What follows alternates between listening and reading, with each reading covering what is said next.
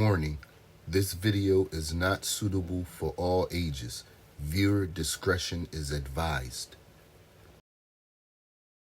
জন্মের পর থেকে আজ পর্যন্ত আমি সিলেট শহরে একটি পাড়াতেই আছি। জীবনে পার হয়েছে 18টি বসন্ত। 18 বছরের এই ছোট্ট জীবন অনেক কিছুর পরিবর্তন হতে দেখলেও আমার পাড়ার এক প্রান্তে থাকা একটা দোতলা বাড়ির কোনো পরিবর্তন হতে দেখেনি। ছোটবেলা থেকেই এই বাড়িটির প্রত্যেকটি জানালা খোলা দেখে আসছি। এই সুন্দর ছিমছাম অথচ ভয়ঙ্কর বাড়িতে কেউ থাকে না, এবং কেন থাকে না এটা ভেবে ছোটবেলায় বেশ অবাক হতাম। এই বাড়িটিকেই আজকে ঘটনার প্রোটাগনিস্ট বা অ্যান্টাগনিস্ট বলতে পারেন।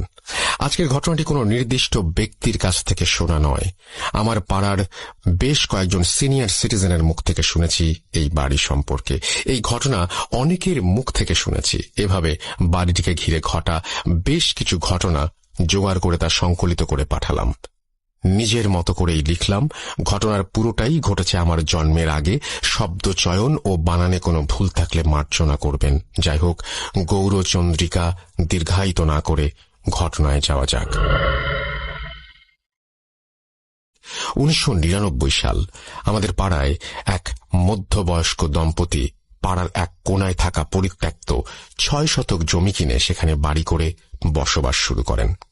তাদের ছিল একটি মেয়ে। নতুন বাড়িতে ওঠার পর 4-5 মাসের মধ্যেই তারা তাদের মেয়ের বিয়ের আয়োজন শুরু করেন। মেয়েটির বিয়ে হয়ে যায়, কিন্তু বিয়ের পর সেই মেয়েটি সুখে ছিল না। শ্বশুর শাশুড়ি ভালো মনের মানুষ হলেও স্বামী ছিল ভীষণ লোভী। সে বারবার টাকার জন্য মেয়েটিকে বাপের বাড়িতে পাঠাত। পর্যাপ্ত টাকা পয়সা না নিয়ে আসলে মেয়েটিকে শারীরিক ও মানসিকভাবে নির্যাতন করত। এক সময় অত্যাচার আর সহ্য করতে না পেরে মেয়েটি তার সমস্ত জিনিসপত্র নিয়ে বাধ্য হয়ে সেখান থেকে তার বাপের বাড়িতে চলে আসে। তার স্বামীও খবর পেয়ে সেখান থেকে গোপনে ওৎ পেতে থাকে এবং গভীর রাতে তার শ্বশুর শাশুড়ি ও স্ত্রীকে খুন করে। তারপর সে সমস্ত টাকা পয়সা ও সোনাদানা নিয়ে পালিয়ে যায়। কিছুদিন পর আশেপাশের বাড়ির লোকজন ওই বাড়ি থেকে খুব বাজে গন্ধ পাওয়ায় ওই বাড়ির ভেতরে প্রবেশ করে। বাবা মা ও মেয়ের গলিত লাশ আবিষ্কার করে।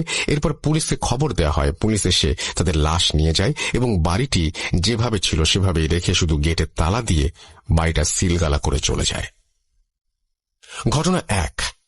প্রায় 6 মাস পর ওই বাড়িটি ঠিক পাশের টিন শেড বাড়িটি বিক্রি করে দেওয়া হয়। এবারে এক দম্পতি বাড়িটি কিনে নেন এবং ওই টিন শেড বাসা ভেঙে 3 তলা দালান নির্মাণ করেন। তখন তারা ওই পাড়াতেই একটা ভাড়া বাড়িতে থাকত। অনেক শ্রমিক লাগিয়ে বেশ তাড়াতাড়ি এই বাড়িটি বানানো হয়ে যায়। বাড়ি পুরোপুরি রেডি, শুধু রং বাকি। বাড়ি রং করতে মাত্র 2 জন রং মিস্ত্রি আসায় রং করতে তুলনামূলক বেশি দিন লাগছিল। একদিন কাজ শেষ করতে করতে একটু রাত হওয়ায় ওই দম্পতি সেই রাতে তাদের জন্য ওই বাড়ির বারান্দায় ঘুমানোর ব্যবস্থা করে দেয়।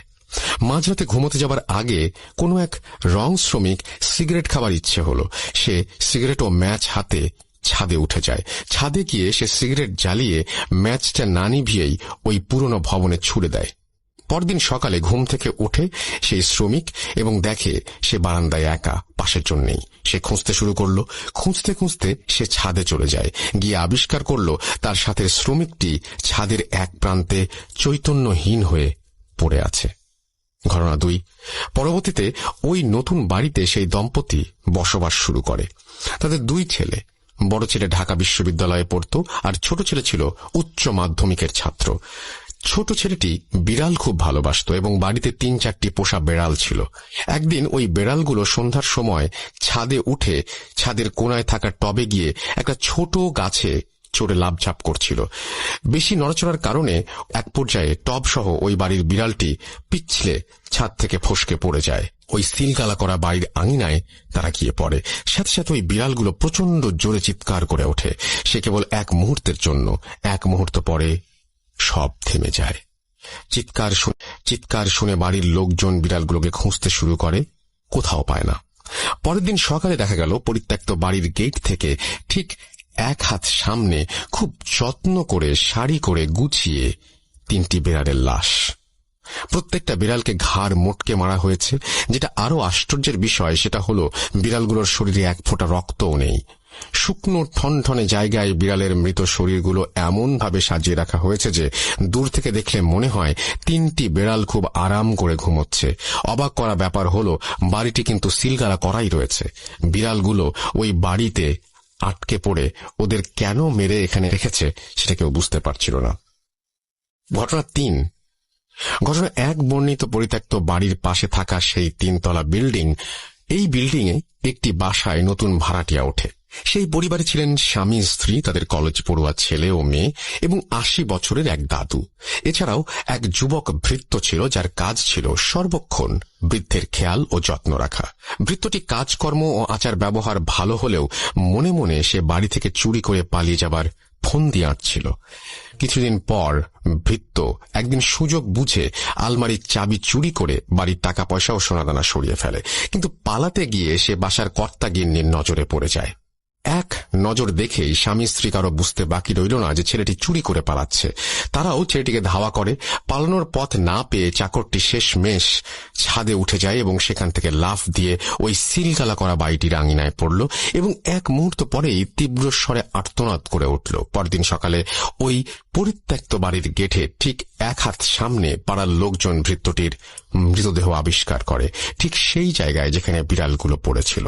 কিন্তু ভয়ের ব্যাপার হলো তার লাশটিও পুরোপুরি ফ্যাকাশে, একটুও রক্ত নেই, শরীরে কোনো ক্ষত বা আঘাতের চিহ্ন নেই। এটা যে কোনো মানুষের কাজ নয় সেটা বুঝতে কারো বাকি রইল না। ঘটনা 4। এক সময় আমাদের এলাকায় ছিচকে চোরের উপদ্রব বেড়ে গিয়েছিল। সে কারণে পাড়ার কিছু কিছু বাড়িওয়ালা কুকুর পুষতে শুরু করে। পরপর 3টি অদ্ভুত ঘটনা ঘটার পরও পাড়ার এক বাড়িওয়ালা কিছুতেই বিশ্বাস করতে পারছিলেন না যে ঘটনাগুলো অস্বাভাবিক। তিনি সিদ্ধান্ত নিলেন তার কুকুরের একটি বড় বাচ্চাকে তিনি ওই বাড়ির ভেতরে ছেড়ে দেবেন। যেই ভাবা সেই কাজ। ওই বাড়ির পাঁচিল খুব বেশি উঁচু নয়, তাই কুকুরটিকে পাঁচিল টপকিয়ে বাড়ির ভেতরে পাঠিয়ে দিল এবং তাড়াতাড়ি উঠলেন তিনি তার বাড়ির ছাদে কি হচ্ছে তা দেখার জন্য।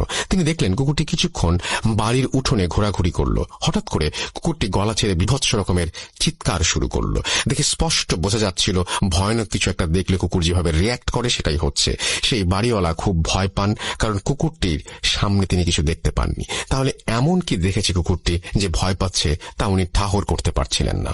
কুকুরটি সর্বশক্তি দিয়ে দৌড়ে পাঁচিলের দিকে আসতে চাইল, কিন্তু পারল না। বাউন্ডারি ওয়াল পর্যন্ত পৌঁছানোর আগেই কুকুরটি মাটিতে শুয়ে পড়ে প্রচন্ড জোরে হাত পা ছোড়াছুড়ি করতে লাগলো। মুরগির গলা কেটে ফেললে যেভাবে ডানা ঝাপটা থাকে এবং মারা যায়, ঠিক সেভাবে কুকুরটিও চিৎকার করছিল আর ছটফট করতে করতে নিস্তেজ হয়ে গেল। পরদিন ভোরবেলা ওই বাড়িওয়ালা মর্নিং ওয়াক করতে বের হন। হাঁটতে হাঁটতে তিনি দেখেন, তিনি যখন ওই বাড়িটির সামনে দিয়ে হাঁটছিলেন তখন ওই বাসার নারিকেল গাছ থেকে ঝুপ করে কি যেন একটা তার গায়ের ওপরে পড়ল, যা দেখে তিনি দেখা মাত্রই চিৎকার করে উঠলেন তারস্বরে এবং সেন্সলেস হয়ে যান। তার গায়ের উপরে যা পড়েছিল সেটা হলো তার সেই কুকুরের ছিঁড়ে ফেলা মাথা। ঘটনা 5। আমাদের পাড়ার প্রায় অর্ধেক পরিবার মণিপুরী আর বাকি অর্ধেক বাঙালি। জাতিগত সত্তা আলাদা হলেও আমাদের মধ্যে সম্পর্ক অনেক ভালো। পাড়ার কিশোর বয়সের মণিপুরী ও বাঙালি ছেলেমেয়েরা মাঠে গোল হয়ে বসে আড্ডা দিচ্ছিল। তখন কে সাহসী আর কে ভীতু সেটা নিয়ে তর্ক বিতর্ক শুরু হয়। এক পর্যায়ে সাগর নামে এক মণিপুরী কিশোর দাবি করল সে নাকি সব থেকে সাহসী। তখন সবাই তাকে প্রমাণ দিতে বলল। সাগর বলল সে নাকি ভুতুরে বাড়ির ভেতর ঢুকবে এবং সেখান থেকে বের হয়ে আসবে। সকলে তার এমন কথা শুনে আঁতকে উঠল। সবাই মিলে তাকে বারবার এই কাজ করতে নিষেধ করতে লাগলো। সবাই বলল যে অন্যভাবেও নিজের সাহসের প্রমাণ দেয়া যায়, কিন্তু সে জেদ করে রইল যে সে বাড়ির ভেতরে যাবেই। সবাই মিলে স্বীকার করে নিল সে সব থেকে সাহসী, কিন্তু সাগর গোঁ ধরে রইল ওই বাড়িতে সে যাবেই। কেউ কিছু বুঝে ওঠার আগেই সে উঠে দাঁড়িয়ে চিতাবাঘের মতো দৌড় দিল ওই বাড়িটির দিকে। এক মুহূর্ত লাগলো সবার বুঝতে ও কি করছে। বোঝা মাত্রই সকলে মিলে চিৎকার করতে করতে ওর পেছনে দৌড়ানো শুরু করলো। ততক্ষণে ও বাড়ির পাঁচিল পেরিয়ে ভেতরে চলে গেছে। সকলের সম্মিলিত কোলাহল শুনে পাড়ার বিভিন্ন বাড়িঘর থেকে মানুষজন বের হয়ে আসতে লাগলো।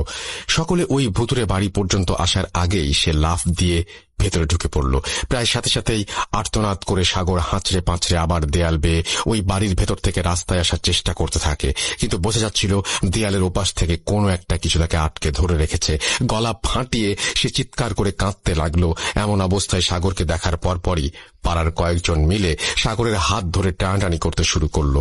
বেশ অনেকক্ষণ দুপাশ থেকে টানাটানির পর সাগরকে সবাই মিলে শেষমেশ বাড়ি থেকে বের করে নিতে সক্ষম হলো। সেদিন থেকেই সাগর মানসিক ভারসাম্যতা হারিয়ে ফেলে। আজও সাগর তা মানসিক ভারসাম্যহীন হয়েই পড়ে আছে। ঘটনা 6। 1 বছরের মধ্যে পরপর এভাবে বাড়িটিকে ঘিরে বিচ্ছিন্ন ঘটনা ঘটার ফলে পাড়ার সবাই নড়ে চড়ে বসেন এবং একটি সমাধানের আসার পরিকল্পনা করেন। রাঙামাটি থেকে একজন মহিলা অঘরী তান্ত্রিককে নিয়ে আসা হয়। তিনি এসে প্রথমে যা যা হয়েছে তার সবকিছু জেনে নিলেন। পরদিন পূর্ণিমা এবং সেই মাঝরাতে একটা মশাল জ্বালিয়ে বাড়ির চারিদিকে ঘুরতে থাকেন। অনেকবার ঘোরার পর তিনি সবাইকে ঘুমিয়ে পড়তে বলেন এবং পরদিন সকাল 8টায় পাড়ার বড় মাঠে সবাইকে ব্যাপারটি জানাবেন বলে জানান। পরদিন 8টা, সকলে অধীর আগ্রহ নিয়ে অপেক্ষা করছে কি হয় সেই রহস্য জানার জন্য। তান্ত্রিক এলেন। তিনি বললেন, তোমাদের পাড়ার ওই বাড়িটি থেকে এই সমস্যা দূর করা সম্ভব নয়, কারণ ওই বাড়িতে অর্ধ শতাধিক শক্তিশালী জিন মিলেমিশে বাস করে। এরা কখনো কারো ক্ষতি করবে না, কিন্তু যদি কোনো মানুষ বা প্রাণী ওদের শান্তি নষ্ট করে তাহলে ওরা সেই মানুষের ক্ষতি করবে, এমনকি মেরেও ফেলতে পারে। যেমন একদিন রাতে তোমাদের কারো বাসার একজন চাকর এখানে মারা গেছে। সে ছাদ থেকে লাফ দিয়ে বাড়িতে ঢোকার পর দৌড়াতে দৌড়াতে এখানে একটি বাচ্চা জিনকে পা দিয়ে পিষে ফেলে। সাথে সাথে সেখানকার জিনেরা মিলে তাকে জমের দুয়ারে পাঠিয়ে দেয়। তেমনি বিড়ালগুলোও সেখানে জিনকে আছড়ে দিয়েছিল বা কারো স্পর্শ লেগেছিল, সেই জন্য বিড়ালদের সাথেও এই দুর্গতি হয়। একটি সাধারণ জিনকে কাবু করাই অনেক ঝুঁকিপূর্ণ ব্যাপার, আর এখানে তো 50টিরও বেশি শক্তিশালী জিন। যদি আমি এদের কোনো ব্যাপারে কোনো হস্তক্ষেপ করি, কয়েক পলকের মধ্যে আমাকে সহ এই পাড়ার সকলকে মেরে ফেলারও ক্ষমতা রাখে ওরা। কাজেই আমার মনে হয় সবথেকে ভালো হয় যদি তোমরা কখনো ওদের বিরক্ত না করো। কেউ আর কোনোদিন ভুলেও ওই বাড়ির সীমানার ভেতরে ঢুকবে না বা ওই বাড়িতে কোনো কিছু ফেলবে না। যেভাবে বাড়িটা আছে সেভাবেই থাকুক, তাহলেই সবার মঙ্গল। এই বলে সেই অঘরীতান্ত্রিক চলে যান। তারপর থেকে আজ পর্যন্ত সেই বাড়িটি ওইভাবেই পড়ে আছে। দীর্ঘ 21 বছরে এই বাড়িতে আর কখনো কারো পা পড়েনি।